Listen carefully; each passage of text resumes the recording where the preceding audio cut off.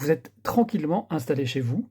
Dehors, le ciel s'assombrit, le tonnerre commence à gronder, et là, il se passe quelque chose d'étonnant. C'est ce qui est arrivé en 2012 en Biélorussie.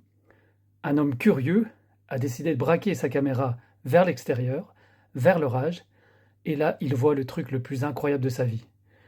Tout d'un coup, une sphère lumineuse apparaît, elle flotte silencieusement avant de disparaître.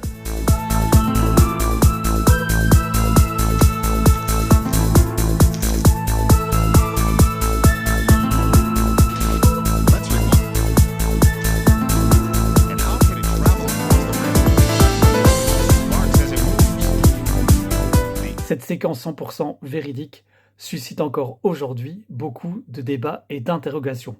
Est-ce que c'est une simple illusion ou est-ce que c'est une rare manifestation de ce qu'on appelle la foudre en boule?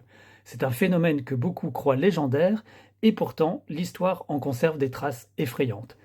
Par exemple, le 21 octobre 1638, dans le petit village de Widdecombe-in-the-Moor en Angleterre, nous sommes le dimanche, la messe est en cours et une boule de feu traverse la nef.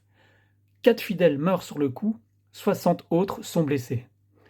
3 siècles plus tard, la guerre fait rage dans les cieux d'Europe. On est en 1944, des pilotes alliés sont en mission au-dessus de l'Allemagne et ils rapportent avoir vu des sphères lumineuses virevolter autour de leur avion.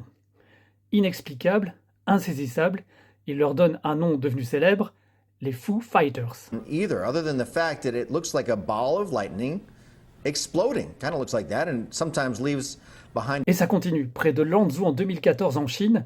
Cette fois-ci, ce sont des astrophysiciens qui filment par hasard une sphère d'environ 5 mètres de diamètre. Une analyse spectrale va permettre de révéler des particules de silicium, de fer, de calcium, des matériaux arrachés au sol par l'impact de l'éclair.